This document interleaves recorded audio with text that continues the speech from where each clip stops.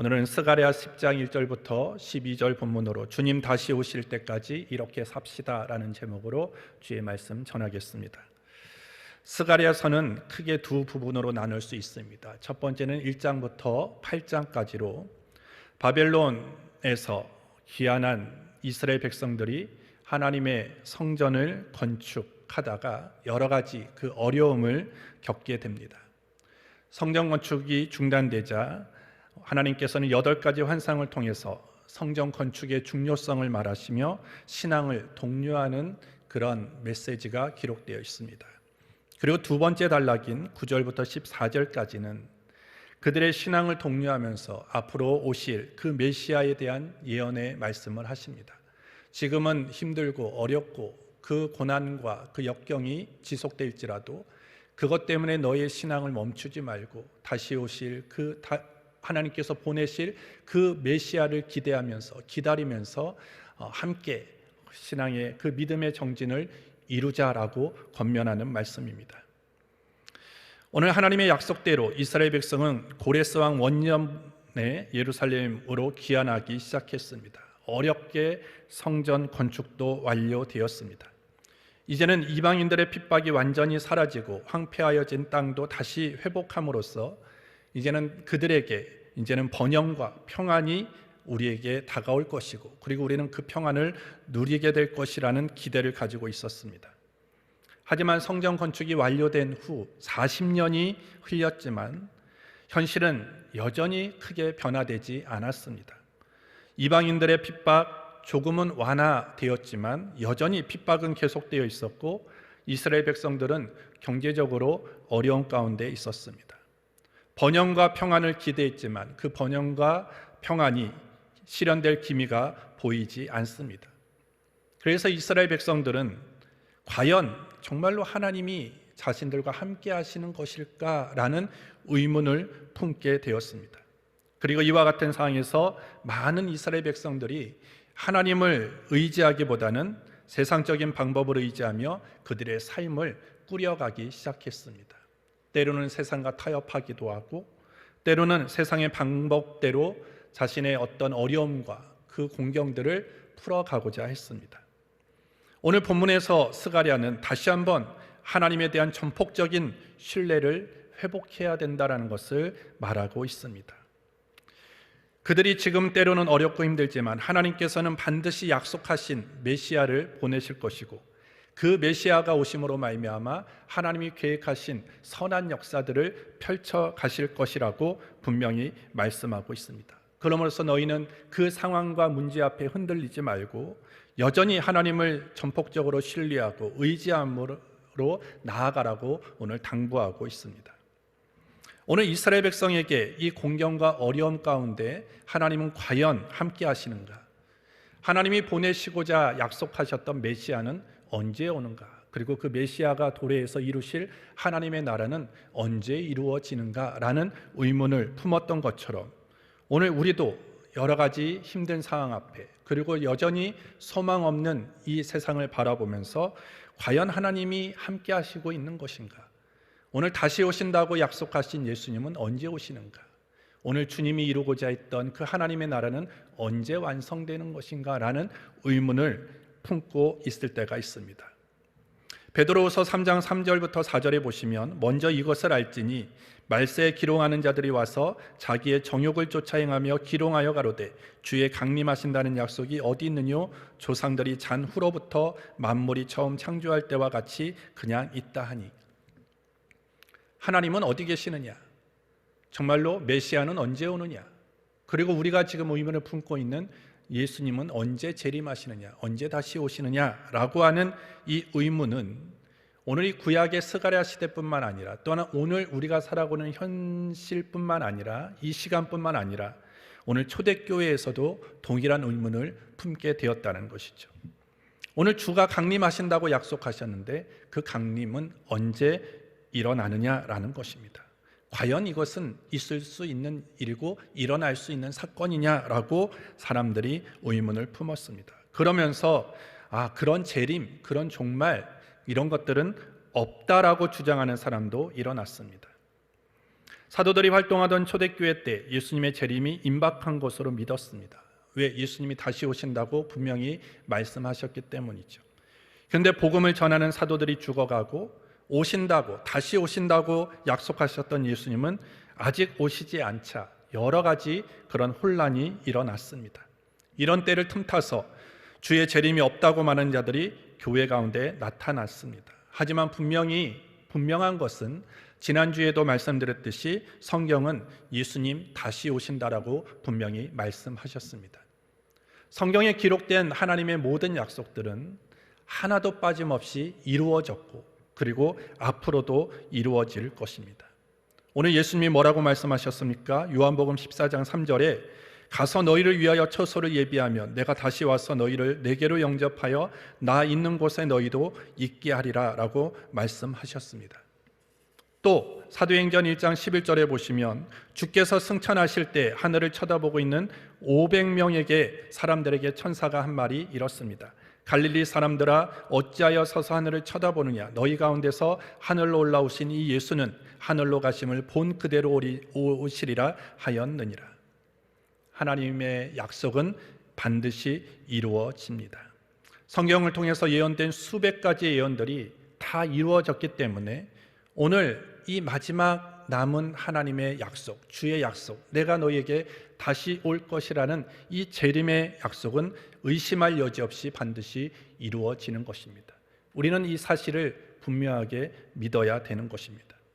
오늘 담임 목사님이 주일 설교에서 선포하신 것처럼 하나님은 신실하십니다. 신실하시기 때문에 하나님의 약속하신 것을 기억하시고 반드시 이루어 가신다라는 거예요. 변화가 없는 것처럼 보인다 할지라도 아무 소리가 들리지 않는다 할지라도 그 약속을 이루기 위해서 하나님은 여전히 일하고 계신다는 것입니다. 따라서 다시 오신다고 약속하신 예수 그리스도, 오늘 그 약속은 반드시 이루어질 것이기 때문에 우리는 그 예수 그리스도를 기다려야 되고 하나님이 원하시고 기뻐하시는 삶의 태도를 가지고 그 다시 오실 예수님을 기다릴 수 있는 저와 여러분들이 되기를 주의 이름으로 축복합니다. 특별히 2022년 대강절 오늘 세 번째 주일입니다. 우리는 늘 기다림과 소망으로 그리고 회개함으로 그리고 사랑과 나눔으로 그리고 화해함으로 대강절의 기간을 보냅니다. 하지만 주 예수님이 다시 오시는 그날까지 또 우리가 생각해야 될 것이 있어요. 2000년 전 아기 예수 탄생을 다시 한번 회상하며 축하하고 우리의 마음과 삶의 현장 또한 역사 속에서 주님이 우리에게 어떻게 살라고 명령하신 것들을 다시 기억하면서 그것을 실천해 나갈 수 있는 우리 모두가 되어져야 될 줄 믿습니다.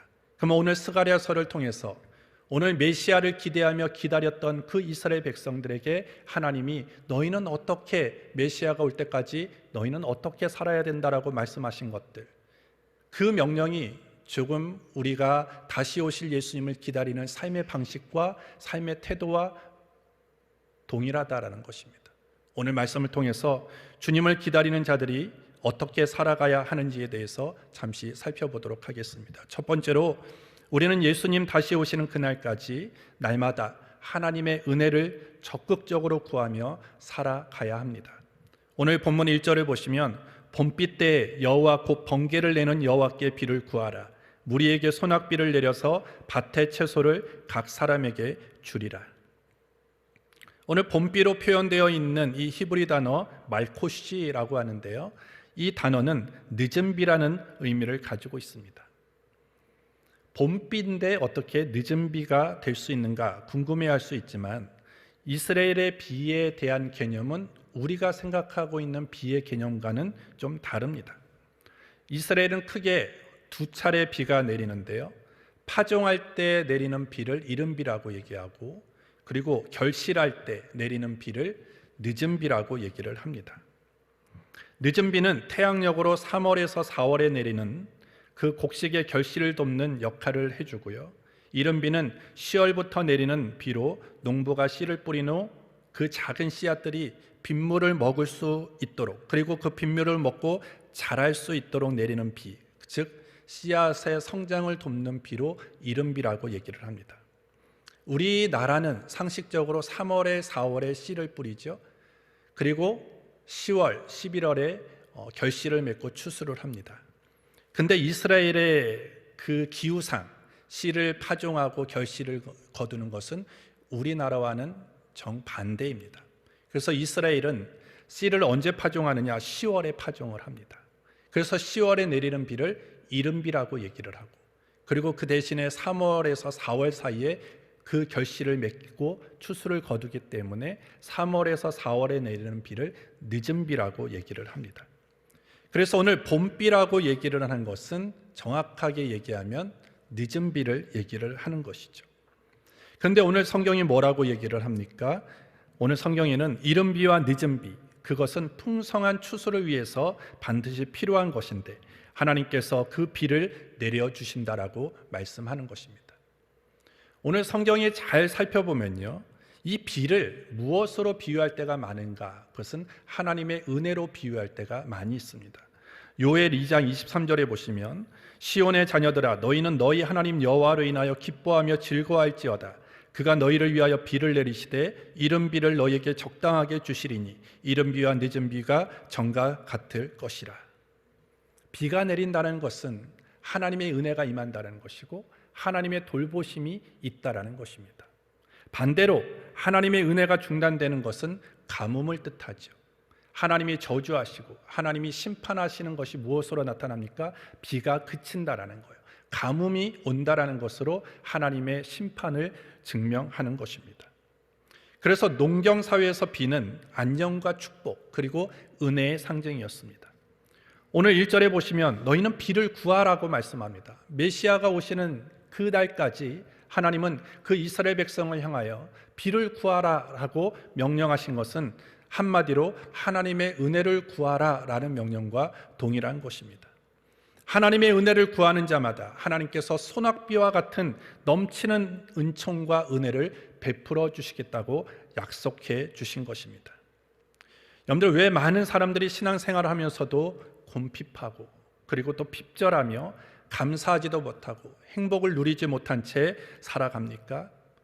그것은 우리가 믿는 하나님이 무능해서가 아니고, 또한 하나님 누구에게는 은혜를 풍족히 베푸시지만 누구에게는 인색한 그런 평파적인 그런 하나님이기 때문이 아니라는 것입니다. 우리 하나님은 어떤 분이십니까? 천지 만물을 창조하신 창조주이십니다. 그리고 여전히 우리의 인생 가운데 친히 간섭하셔서 모든 것들을 주관하시고 섭리해 가시는 하나님이십니다. 모든 이에게 복을 주시기를 원하고 은혜 베푸시기를 원하시는 자비로우신 하나님이십니다. 그럼에도 사람들이 이처럼 감사도 행복도 그리고 곰핍한 그런 공고한 삶을 살아가는 이유는 무엇이겠습니까? 그것은 창조주이시고 우리의 삶을 주관하시고 섭리하시고 복 주시기를 원하시며 은혜 베푸시기를 즐겨하시는 하나님께 구하지 않기 때문이다라는 것입니다. 야고보서 4장 2절에 너희가 욕심을 내어도 얻지 못하고 살인하며 시기하여도 능히 취하지 못하나니 너희가 다투고 싸우는도다 너희가 얻지 못하면 구하지 아니하며. 하나님은 늘 우리에게 복 주시기를 원하고 은혜 베푸시기를 원하는데 우리가 왜 그 은혜와 복을 얻지 못하느냐? 너희가 구하지 않았기 때문이다. 너희가 구하지 않았기 때문에 얻지 못한 것 아니냐라고 성경이 말씀하는 것입니다. 따라서 오늘 우리는 날마다 하나님의 은혜를 구하는 삶이 되어야 하는 것입니다. 하나님을 의뢰하고 늘 하나님께 은총을 구하며 나아가는 그 삶이 오늘 우리에게 필요한 것입니다. 농부에게 이른 비와 늦은 비가 반드시 필요한 것처럼 우리가 인생을 살아갈 때마다 가장 필요한 것이 있습니다. 그것은 하나님의 은혜입니다. 돈도 필요하고 건강도 필요하고 명예도 필요하고 건강도 필요하지만 그것보다도 우리에게 없어서는 안 되는 가장 소중하고 가치 있고 가장 필요한 것은 뭐냐면 주의 은혜, 하나님의 은총이라는 것입니다. 따라서 우리는 늘 날마다 하나님의 은혜를 받기 위해서 하나님 앞에 구해야 된다는 것입니다. 봄비 때 여호와 곧 번개를 내는 여호와께 비를 구하라. 무리에게 소낙비를 내려서 밭의 채소를 각 사람에게 주리라. 오늘 하나님, 우리가 구하면 하나님께서 때를 따라 이른 비가 필요할 때 이른 비를 내려주시고 늦은 비가 필요할 때 늦은 비를 내려주시는 분이시다라는 거예요. 오늘 우리가 구하여도 하나님이 가장 좋은 때를 기다리고 계신다는 것입니다. 우리가 봄에 이른비를 내려달라고 기도한다고 해서 하나님이 이른비를 내려주지 않습니다. 봄에 가장 좋은 것은 늦은 비죠. 그러니까 우리가 하나님 앞에 간절히 기도할 때 때로는 하나님이 응답하시는 것 같지 않고 일하시지 않는 것처럼 느껴지고 전혀 말씀도 없는 것처럼 느껴지지만 오늘 여전히 하나님은 우리에게 가장 좋은 것을 주시기 위해서 준비하고 그리고 가장 적당한 때를 지금 기다리신다라는 것입니다. 따라서 오늘 우리는 늘 하나님을 바라보며 해야 하는 말이 있습니다. 하나님, 나에게 은혜를 베풀어 주옵소서. 하나님, 나에게 은혜를 내려 주옵소서 라고 하는 이 간절한 부르짖음이 우리 안에 날마다 있어야 될 줄 믿습니다. 시편 123편 2절부터 3절 하반절에 보시면 우리 눈이 여호와 우리 하나님을 바라며 우리를 긍휼히 여기시기를 기다리나이다.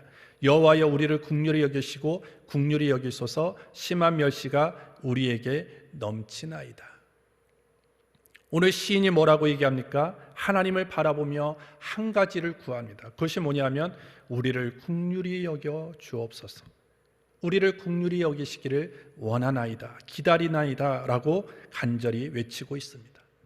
긍휼이라는 것은 다른 말로 하면 은혜를 구하는 것입니다.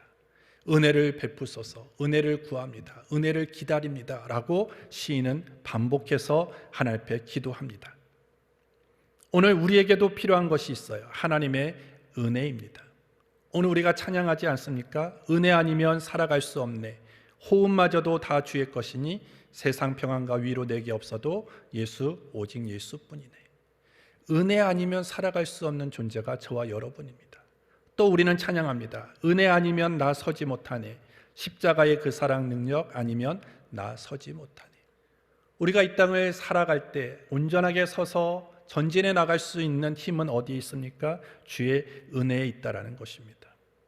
오늘 그렇기 때문에 우리가 인생을 살아갈 때 가장 멋진 말이 무엇인 줄 아십니까? 그것은 하나님 은혜를 부어 주옵소서라는 거예요. 우리가 꼭 잊지 않고 늘 하나님을 향해서 외쳐야 되는 말이 무엇인 줄 아십니까? 하나님, 나에게 은혜를 베풀어 주옵소서라는 거예요. 가장 능력 있는 말이 무엇인 줄 아십니까? 가장 힘있고 가장 능력 있는 얘기가 무엇인 줄 아십니까? 하나님, 나에게 은혜를 베풀어 주옵소서라는 거예요. 그렇게 하나님 앞에 간절히 구할 때 하나님께서 이른 비와 늦은 비를 때를 따라 내리시고 또 오늘 봄비를 소낙비와 같이 내리시는 하나님께서 우리의 삶에, 우리의 가정에 넘치도록 하나님의 은혜의 역사를 베풀어 주시게 될 줄 믿습니다. 따라서 우리는 주님 다시 오실 때까지 늘 은혜를 구하며 주님과 동행하는 그런 삶으로 걸어가게 되기를 예수님의 이름으로 축복합니다.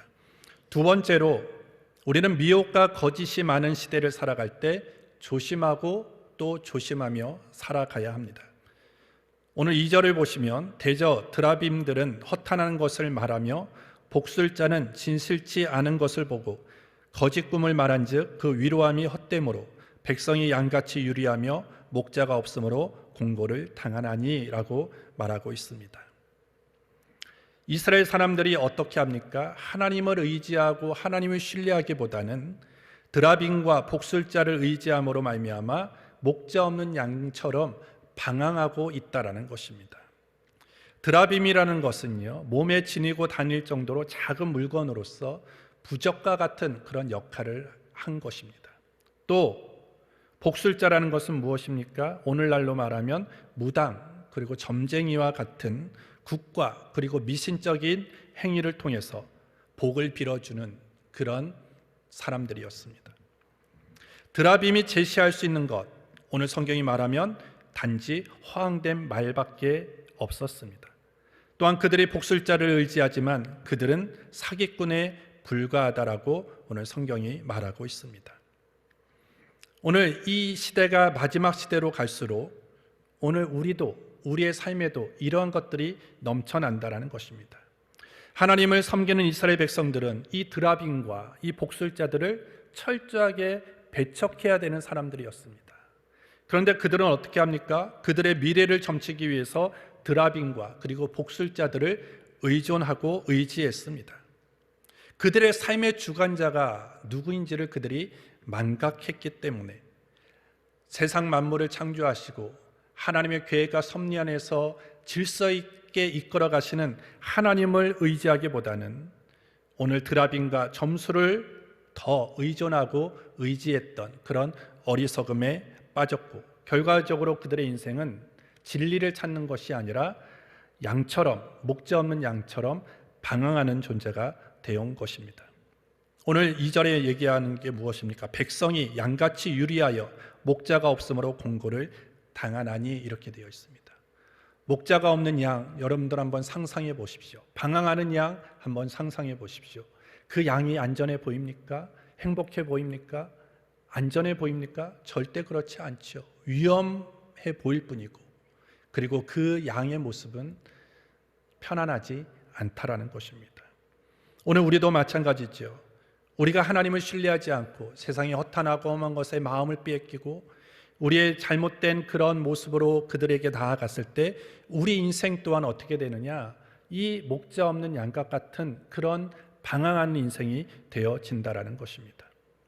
여러분들, 시대의 종말을 예고하는 여러 말씀들 가운데 어김없이 등장하는 하나의 공통점은 뭐냐면 거짓 선지자와 거짓 예언자가 등장한다라는 거예요. 그리고 그들이 등장해서 그들이 잘못된 예언을 한다는 것입니다. 그런데 그들이 거짓 선지자, 거짓 예언자가 뭔가를 얘기를 할 때 우리가 저 사람은 거짓이구나, 저 사람은 사기꾼이구나 라는 그런 말로, 당장 우리가 그것을 알아차릴 수 있는 말로 그들이 드러나지 않습니다. 그들이 늘 하는 건 뭡니까? 하나님의 이름을 빌려서 하는 거예요. 주의 이름을 빌려서 한다라는 것입니다. 마태복음 7장에 보시면 예수님께서도 거짓 선지자들을 삼가라, 양의 옷을 입고 너희에게 나아오나 속에는 노략질하는 일이라, 이렇게 되어 있습니다. 그들이 겉모습은 양의 옷을 입고 옵니다. 근데 그들의 속은 뭡니까? 일이라고 오늘 예수님이 말씀합니다. 그러면서 그들을 너희는 조심하고 삼가라라고 말씀합니다. 그들은 양의 옷을 입고 어떻게 얘기합니까? 주의 이름으로 때로는 선지자 노릇을 해요. 주의 이름으로 귀신을 쫓아냅니다. 때로는 주의 이름으로 많은 권능도 나타냅니다. 그러나 그들이 하는 행위는 하나님의 영광을 위한 것도 아니고 자기의 유익, 그리고 자기의 이름을 위해서 하는 그런 행동이었다라는 것입니다. 오늘 우리 시대에 이단이라고 얘기를 합니다. 이단이라는 그 한자어를 보면요, 달을 이자에다가 끝단자를 사용하죠. 끝이 다른 것이 이단입니다. 처음부터 다르지 않습니다. 처음에는 몰라요. 하지만 끝으로 가면 갈수록 이게 다르구나 라는 것을, 틀리구나 라는 것을 알게 되어지는 것이 이단이라는 것이죠. 처음에는 양의 옷을 입고 우리에게 다가오는 것, 하지만 끝에 가면 어떻게 합니까? 오늘 거짓 선지자, 거짓 예언자가 했던 것처럼 잘못된 예언들을 하고 우리를 현혹하고 우리를 속이고 우리를 죽이는 그런 역할을 하는 것이 이런 이단, 거짓 선지자, 거짓 예언자라는 것입니다. 또한 그들을 우리가 분별할 수 있는 건 뭡니까? 그들은 좋은 열매를 맺지 않는다는 거예요. 왜? 오늘 마태복음 7장에 보시면 예수님이 이런 비유를 하셨어요. 좋은 열매를 맺기 위해서는 좋은 나무에 열려야 된다는 거예요. 좋은 나무는 좋은 열매를 맺고 나쁜 나무는 나쁜 열매를 맺는다. 그들은 거짓이에요. 처음부터 시작이 잘못됐습니다. 그렇기 때문에 나쁜 나무이기 때문에 그들이 하는 말들, 그들이 하는 행동들, 그들이 결과적으로 하는 모든 결과들은 나쁜 것이다라고 예수님이 말씀하시는 것이죠. 따라서 오늘 건강한 나무는 반드시 건강한 열매를 맺는데 그들이 맺는 열매는 어떤 것이든지 나쁜 열매일 수밖에 없다라고 얘기를 하는 거예요. 그래서 오늘 예수님이 이스라엘 백성을 향해서 뭐라고 얘기합니까? 드라빈과 복술자들, 그것에 의존하지 말라는 거예요. 그들을 쫓지 말라는 거예요. 그들을 따라가지 말라는 거예요.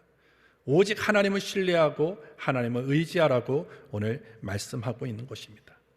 여러분들, 2022년 그 어느 때보다도 미혹과 거짓이 많은 시대를 우리는 살아가고 있습니다. 그렇기 때문에 우리는 조심하고 그리고 또 조심해야 됩니다.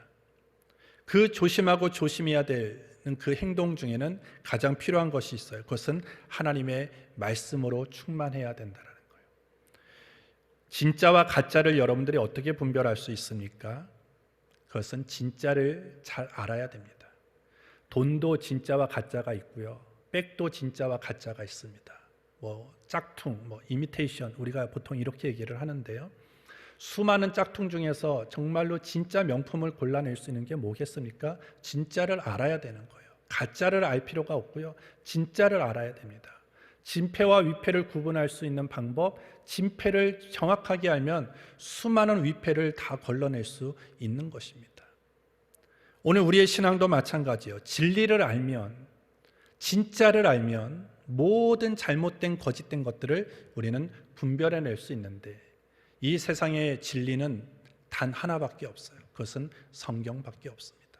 하나님의 말씀만이 진리고 하나님의 말씀만이 진짜인 것입니다. 따라서 우리의 신앙인들이 하나님의 말씀을 멀리하고 하나님의 말씀을 떠나고 하나님의 말씀을 묵상하고 읽고 연구하는 데 게을리하면 오늘 이 미혹과 거짓이 많은 시대를 이겨나갈 수 없다라는 거예요. 따라서 우리는 강조해도 지나치지 않는 것이 뭡니까? 하나님의 말씀 앞에 더 가까이 가라는 것이고, 성경을 묵상하고 읽고 연구하는 일에 더 여러분들의 열정과 시간을 투자해야 된다는 것입니다. 따라서 우리의 신앙생활은 늘 성경에 근거해야 되는 것이죠. 성경이 말하고 있는 것을 말하면 그것은 정통이죠. 하지만 성경이 말하고 있지 않는 것을 말하면 그것은 잘못된 것이다 라는 것입니다. 오늘 세상의 거짓된 선지자들, 이단들, 예언자들, 하나님의 이름을 이용합니다. 그럴듯한 위로를 건네고 그럴듯한 얘기를 하지만 오늘 우리가 거기에 현혹되어지고 거기에 넘어지면 우리의 신앙이 망가질 수밖에 없는 것이고, 그리고 예수님 다시 오신 그날까지 이 믿음을 지켜낼 수 없는 것입니다. 따라서 우리는 매일매일 우리의 삶에 정말로 우리의 신앙이 정돈되어지고 그리고 질서 있는 신앙이 자리 잡기 위해서는 어떻게 됩니까? 하나님의 말씀 앞에 더 가까이 가는 신앙이 되어져야 되는 것입니다. 그리고 늘 성령 안에서 늘 우리와 함께 하시는 예수님의 은혜와 능력을 힘입어 살아가는 것, 그것이 예수님 다시 오시는 날까지 주님이 이렇게 살아라 라고 하는 하나님의 명령인 것입니다. 따라서 주님 다시 오시는 그날까지 정말로 다른 것이 아무리 즐겁고 다른 것들이 더 즐거워 보인다 할지라도 우리가 하나님의 말씀을 읽고 묵상하는 그 신앙의 자세를 절대 놓치지 말고 포기하지 말고 잃어버리지 않는 저와 여러분들이 되기를 예수님 이름으로 축복합니다. 마지막 세 번째로 우리는 날마다 우리의 삶을 성찰하고 회개함으로 살아가야 하는 것입니다. 오늘 9절에 보시면 내가 그들을 열방에 뿌리려니와 그들이 원방에서 나를 기억하고 그들의 자녀와 함께 다 생존하여 돌아올지라 이렇게 말합니다. 하나님이 지금 너희를 다시 모을 것이다 라고 구원할 것이다 라고 말씀을 하시면서 그 말씀을 하시는 이유는 무엇입니까? 그들은 이미 지금 흩어져 있다라는 것입니다. 하나님이 그들을 흩으셨습니다. 이유가 무엇입니까? 죄 때문이죠. 죄로 인해서 그들이 흩어져 있은 것입니다. 그런데 오늘 하나님께서는 그 하나님께서 흩으셨던 그들을 다시 돌아오게 하실 거라고 약속합니다. 오늘 본문 6절부터 9절에 보시면 내가 유다 족속을 견고하게 하며 요셉 족속을 구원할지라 내가 그들을 긍휼히 여김으로 그들로 돌아오게 하리니 그들이 내게 내어 버리움이 없었음 같이 되리라. 나는 그들의 하나님 여호와라. 내가 그들을 들으리라. 에브라임이 용사 같아서 포도주를 마신 같이 마음이 즐거울 것이요 그 자손은 보고 기뻐하며 여호와를 인하여 마음에 즐거워하리라. 내가 그들을 향하여 휘파람 불어 모을 것은 내가 그들을 구속하였음이라. 그들이 전에 번성하였던 것 같이 번성하리라. 내가 그들을 열방에 뿌리려니와 그들이 원방에서 나를 기억하고 그들의 자녀와 함께 다 생존하여 돌아올지라. 하나님이 경고케 하신다고 약속하십니다. 구원할 거라고 약속하십니다. 내가 그들의 부르짖음을 들을 것이라고 오늘 약속합니다. 근데 그 전에 이스라엘 백성이 해야 되는 것이 있습니다. 그것이 뭐냐면 회개이죠. 흩어진 이유가 죄이기 때문에 다시 모아지기 위해서는 그 죄를 고백하고 회개하고 하나님의 용서를 받아야 되는 것입니다. 오늘 하나님께서 구원하시지 않는 이유, 기도를 듣지 않는 이유가 무엇입니까?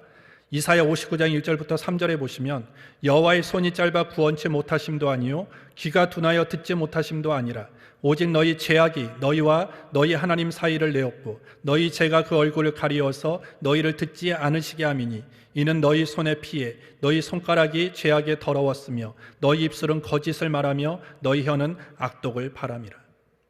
이사야 선지자가 뭐라고 이야기합니까? 하나님의 손이 짧아 구원하지 못함이 아니다. 하나님의 귀가 둔하여서 우리의 간절한 기도를 듣지 못하는 것이 아니라 오직 너희 죄악 때문이다라고 얘기해요. 너희 죄악이 하나님과 너희의 사이를 넓혀놨다라는 것입니다. 너희의 죄가 얼굴을 가리웠다라는 것입니다. 그래서 하나님이 구원하지 않고 하나님이 너희의 부르짖음을 지금 듣지 않는 것이다 라고 오늘 말씀하는 것이죠. 그렇기 때문에 오늘 우리 안에 다시 구원의 역사가 일어나기 위해서, 회복이 일어나기 위해서 우리에게 있어야 되는 것, 죄의 문제가 해결돼야 되고, 죄의 문제가 해결되기 위해서 우리는 회개해야 된다는 것입니다. 긍휼이 있으시고 자비로우신 하나님은 우리의 죄를 낱낱이 고백할 때 우리를 용서하시고 구원해 주신다고 말씀합니다. 역대하 7장 14절에 내 이름으로 일컫는 내 백성이 그 악한 길에서 떠나 스스로 겸비하고 기도하여 내 얼굴을 구하면 내가 하늘에서 듣고 그 죄를 사하고 그 땅을 고칠지라. 그 악한 길에서 떠나서 하나님 앞에 겸비하고 기도하면 하나님이 그 죄를 사하고 고칠 것이다라고 약속하셨습니다. 하나님이 흩으시는 목적은 무엇입니까? 너희가 회개하기 위함이다라는 거예요. 회개하고 돌아오기를 원하시기 때문입니다. 여러분들, 우리의 삶이 지금 흩어져 있습니까? 가정이 흩어져 있고 일터가 흩어져 있고 관계가 흩어져 있다면 우리는 무엇을 점검해야 될까요? 나는 하나님 앞에 지금 아직도 해결되지 않는 죄가 있는지를 점검해야 되는 거예요.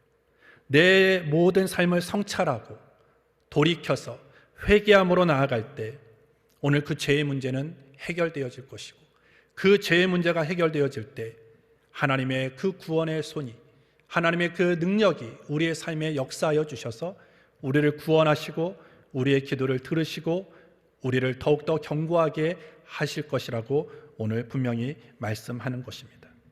여러분들, 주님 다시 오시는 그날까지 우리가 늘 날마다 우리의 삶에 있어야 될 것, 우리의 삶을 성찰하고 회개하는 것입니다. 그 회개함으로 주 앞에 나아갈 때 12절에 보시면 내가 그들로 나 여호와를 의지하여 경고케 하리니 그들이 내 이름을 받들어 왕래하리라. 나 여호와의 말이니라. 회개하는 자에게 하나님은 경고케 하신다라고 말씀하고 있습니다. 지금 내 삶이 흩어졌다 할지라도 낙심하고 절망하지 마시고, 내가 하나님 앞에 돌아가고 하나님 앞에로 회개하고 나아갈 때 하나님은 내 삶을 견고한 인생으로, 견고한 가정으로, 견고한 일터로, 견고한 관계로 우리의 삶을 회복시키시고 변화시킨다라고 분명히 약속하고 있는 것입니다. 따라서 성도가 우리가 예수님 다시 오심을 기다리면서 그냥 아무런 생각 없이 살아가는 것이 아니라, 지난주도 늘 말씀드렸듯이 긴장하고 깨어서 준비하면서 살아가야 되는데, 그 준비하는 태도가 무엇입니까? 날마다 하나님의 은혜를 구하며 살아가야 됩니다.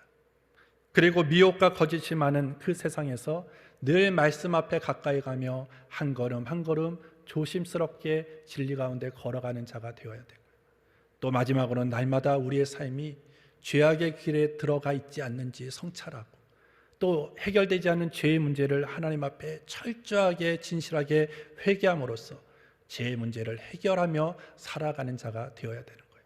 그러할 때 오늘 하나님 이스라엘 백성에게 약속하신 것처럼 하나님께서 견고하게 하시고 구원하여 주시고 그들의 기도를 들으시고 그들을 더 견고하게 하신다는 약속이 저와 여러분들의 인생 가운데서도 동일하게 이루어지게 될 줄 믿습니다.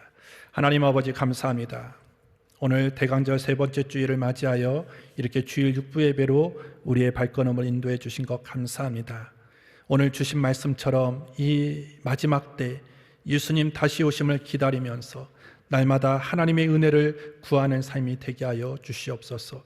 날마다 우리가 하나님을 향하여 오늘도 나에게 은혜를 베풀어 주옵소서, 하나님 나에게 은혜를 내려 주옵소서라고 고백하는 믿음 되게 하여 주시고, 미혹과 거짓이 많은 시대 속에서 하나님의 말씀과 진리 안에 굳건하게 서서 시대를 잘 분별하여 하나님 유혹과 시험을 이기고 진리 안에 늘 걸어가는 우리의 삶이 되게 하여 주시고, 날마다 하나님 유혹과 시험을 이기고 거짓에 하나님 타협하지 않고 악과 타협하지 않고 우리의 삶을 늘 성찰하고 회개함으로 나아가는 자 되게 하여 주시옵소서. 그럴 때 하나님께서 오늘 약속하셨듯이 구원하시고 들으시고 경고케 하신다는 그 약속이 신실하게 이루어지는 우리의 복된 인생이 되게 하여 주시옵소서. 예수님의 이름으로 기도합니다. 아멘.